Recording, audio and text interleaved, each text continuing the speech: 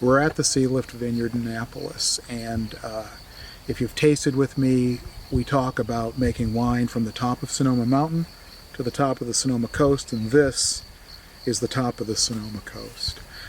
It's the second ridge in from the Pacific. It's about as far northwest in Sonoma County as you can go. Mendocino County is over 3 miles over that way, and the Pacific Ocean's about 3.5 miles that way. This is where we grow the true.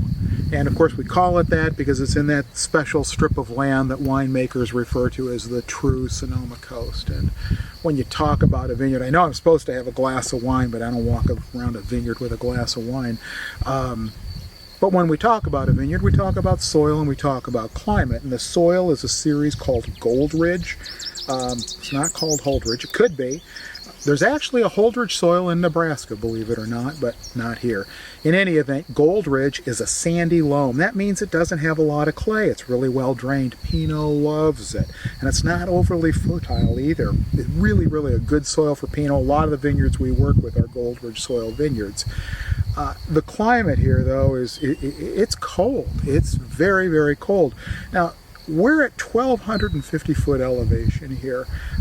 Believe it or not, these are the remains of an ancient inland sea that drained out to the Pacific somewhere between 3 and 5 million years ago.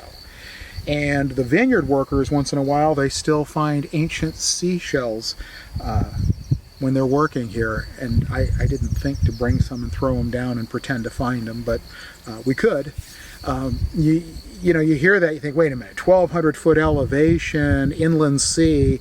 Well, this wasn't at 1,200 foot elevation 5 million years ago. Even if the uplifting, you know, we have plate movement in California, even if the uplifting is a 1/4 inch every 1,000 years, over 5 million years, you get to about 1,250 foot elevation. So it's this very tiny, tiny process over this very, very long, long period of time.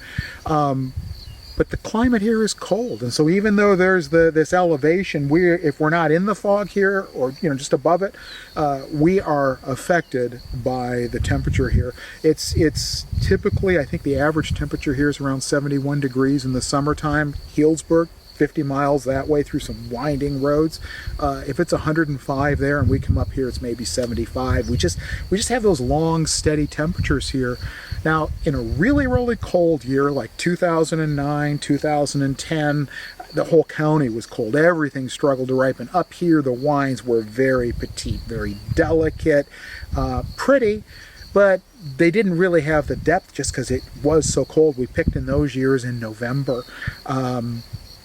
The typical year here, that steady, moderate temperature continues through September into October. It actually can start to warm up, not hot, just a little bit, October and November out on the coast here. And that's where we get the richness, the textures that I really like, and we do all that without losing the charm of Pinot. I think, though, soil, climate, for me, it's always comes down to how I feel about a place, what I feel. You walk a vineyard, you connect with it. The more you walk with it, the better you know it. And certainly here, part of it is, it's the redwoods, it's the hills, it's all that. It's the views. But I think for me, more than anything, it's the feel of the Pacific.